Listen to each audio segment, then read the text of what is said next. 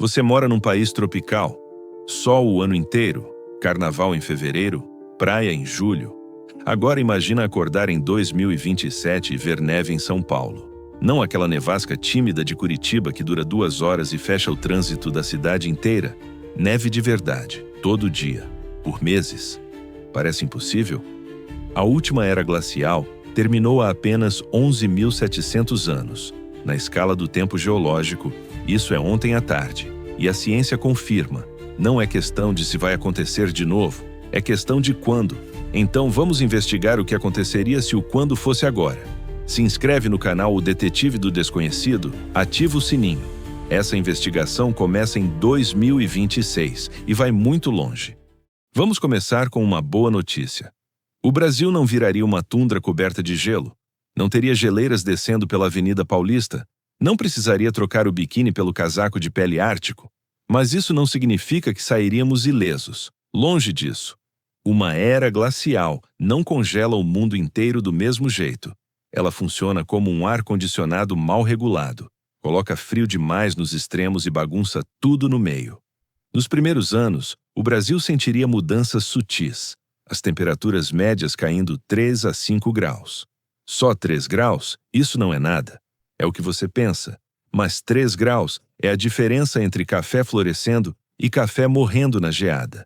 Entre soja crescendo normalmente e soja perdendo 40% da safra. Entre o agronegócio brasileiro faturando o que fatura hoje e o Brasil enfrentando uma crise alimentar que não vimos desde os anos 1940. O sul do país seria o mais afetado primeiro. Rio Grande do Sul, Santa Catarina e Paraná começariam a ter invernos que fariam o gaúcho, aquele mesmo que acha frio qualquer coisa abaixo de 20 graus, finalmente admitir que está frio de verdade. Geadas em setembro, neve em julho, temperatura negativa em agosto em cidades que nunca registraram isso. Mas o problema real não é o frio em si, é o que o frio faz com a comida. O Brasil é o maior exportador de alimentos do mundo. Somos o celeiro do planeta. Soja, milho, café, carne, açúcar. Metade do mundo almoça com algo que saiu daqui. Com uma queda de temperatura prolongada, o cinturão agrícola brasileiro que hoje vai do Mato Grosso ao Rio Grande do Sul começaria a encolher para cima. As fazendas do Sul virariam inutilizáveis, as do Sudeste ficariam instáveis, e o Centro-Oeste, coração do agronegócio, sofreria com irregularidade climática suficiente para tornar o planejamento agrícola uma loteria. Pensa no impacto disso. Se o Brasil para de exportar comida, o mundo para de comer como come hoje. E aí, o problema deixa de ser brasileiro e vira global. Falando em global, enquanto o sul do país estava tentando entender o que está acontecendo, o norte e o nordeste estariam passando por algo diferente, mais seco, muito mais seco. Uma era glacial não é só frio, é redistribuição de umidade. O vapor de água que hoje alimenta a Amazônia e o Nordeste seguiria padrões completamente diferentes. A seca que o Nordeste já conhece bem ficaria mais intensa e mais longa. Ironicamente, enquanto o sul do Brasil tentava lidar com neve, o Nordeste lutava com seca ainda mais severa, num mesmo país, ao mesmo tempo. Mas isso tudo é só o começo do problema, porque quando o Brasil começa a sentir, o mundo inteiro já está em colapso. Vamos sair do Brasil por um momento para entender a escala do problema. Durante a última era glacial, calotas de gelo cobriam grande parte da América do Norte, toda a Escandinávia, boa parte da Europa e da Ásia. O nível do mar era 120 metros mais baixo do que hoje. 120 metros. A diferença entre o fundo do oceano atual e a praia onde você está agora. Isso significa que toda a plataforma continental brasileira, aquela faixa de mar raso que fica entre a costa e o oceano profundo, estaria em terra firme. Fernando de Noronha estaria conectada ao continente. A cidade de Recife teria praias a dezenas de quilômetros de onde são hoje. Santos seria uma cidade no meio do mato, bem longe do mar. O mapa do Brasil mudaria completamente, mas o problema não é só geográfico. Com gelo cobrindo metade do hemisfério norte, Europa, Canadá, Rússia e norte dos Estados Unidos simplesmente param de funcionar como funcionam hoje. A Europa, que já tem dificuldade de se aquecer no inverno atual, ficaria sob quilômetros de gelo. Londres, Paris, Berlim, Moscou não existiriam mais como cidades funcionais. Os Estados Unidos perderiam metade do território produtivo. Chicago e Nova York ficariam inabitáveis. A produção agrícola americana colapsaria. E a China, que já lida com falta d'água em várias regiões, veria o norte do país congelar e o sul virar árido por mudança nos padrões de monção. Agora pensa o que isso significa para nós. O Brasil, um dos poucos países tropicais grandes do mundo, de repente viraria um dos últimos lugares habitáveis num planeta que está encolhendo para todo mundo. Isso soa bem, né? Não necessariamente. Porque se o mundo está congelando e o Brasil ainda é habitável, todo mundo quer vir para cá. Estamos falando de uma migração em escala que nenhum país jamais teve que lidar na história moderna. Centenas de milhões de pessoas tentando se deslocar de regiões inabitáveis para as poucas que ainda funcionam. O Brasil, com 215 milhões de habitantes, tentando absorver uma migração de potencialmente 1 bilhão de pessoas. A infraestrutura não aguenta, a comida não aguenta, a água não aguenta. E aí, o país que parecia estar em vantagem descobre que ser o último lugar habitável do mundo não é necessariamente uma boa posição. Mas espera, porque tem uma camada nessa história que a maioria das pessoas não considera. Aqui tem uma coisa que confunde muita gente. Uma era glacial não começa assim. Segunda-feira, temperatura normal. Terça-feira, neve em todo lugar.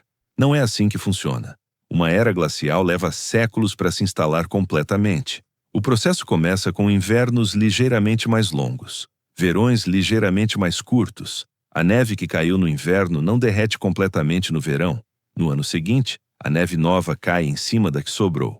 E assim por diante, por décadas, por séculos. Devagar demais para uma geração perceber claramente, mas rápido demais para a humanidade se adaptar sem sofrimento. E aqui está o dado que muda tudo. Os cientistas sabem que estamos tecnicamente dentro de um período glacial. Não brincando. Geologicamente vivemos num interglacial, um período de aquecimento entre duas fases de avanço do gelo. O último interglacial durou cerca de 10 mil anos. O nosso já tem 11.700 anos. Ou seja, do ponto de vista geológico, estamos atrasados para a próxima glaciação. O que mantém o gelo afastado no momento? Entre outras coisas, os gases de efeito estufa que a humanidade jogou na atmosfera nos últimos 200 anos. E aqui está a ironia mais perturbadora dessa investigação toda. O aquecimento global que todo mundo discute pode estar inadvertidamente atrasando uma era glacial que já deveria ter começado. Estamos aquecendo o planeta, e isso pode estar nos salvando de congelar. Não estou dizendo que o aquecimento global é bom. Claramente não é. Traz seus próprios desastres. Mas a natureza tem um senso de humor muito específico. E o fato de que a solução para um problema pode ser o próprio problema é exatamente o tipo de coisa que ela adoraria fazer com a gente. Certo? Vamos ser diretos. Se uma era glacial começasse em 2026 de forma acelerada, o que cientistas chamam de glaciação abrupta, o que mataria mais gente não seria o frio, seria a fome. Os estoques globais de alimento duram em média menos de 3 meses. 3 meses. Com as safras do hemisfério norte colapsando em 1 ou 2 anos e as do Brasil encolhendo progressivamente, o mundo entraria numa crise alimentar que não tem paralelo na história moderna. O segundo maior assassino seria o colapso energético.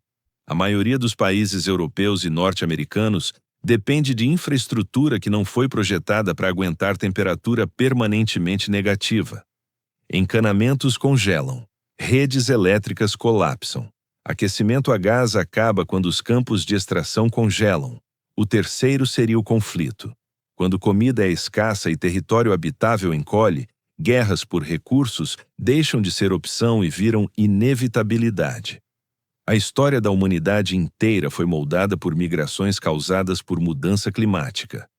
A diferença é que dessa vez aconteceria numa velocidade que nenhuma migração anterior enfrentou, e num mundo com armas nucleares. Mas, e aqui está a parte que ninguém espera, a humanidade já sobreviveu a isso antes. Há 74 mil anos, O vulcão Toba entrou em erupção na Indonésia e gerou um mini-inverno glacial que durou anos. A população humana global caiu para algo entre 3.000 e 10.000 pessoas. 10.000 pessoas em todo o planeta. E sobrevivemos, adaptamos, migramos, inventamos. A humanidade tem um histórico ridículo de sobreviver a coisas que não deveria sobreviver. Uma era glacial em 2026 seria devastadora. Mudaria o mapa do mundo, colapsaria economias, safras e governos. Mas provavelmente não nos mataria completamente. Só nos obrigaria a ser melhores do que somos agora, mais cooperativos, mais criativos, mais honestos sobre o que realmente importa quando o planeta resolve mudar as regras sem avisar. O Brasil, tropical, imenso, biodiverso e no meio do planeta, provavelmente seria um dos últimos refúgios funcionais. O que é uma responsabilidade que ninguém pediu e que chegaria sem avisar. Você sobreviveria a uma era glacial? E o que faria diferente agora se soubesse que está chegando? Deixa nos comentários. Deixa o like se esse vídeo te fez olhar para o inverno de outro jeito. Manda para alguém que acha que frio é só desculpa para não ir trabalhar. Se inscreve no canal O Detetive do Desconhecido e ativa o sininho, porque na próxima investigação tem outro cenário que a ciência calcula e preferia não ter calculado, caso investigado. Até a próxima investigação.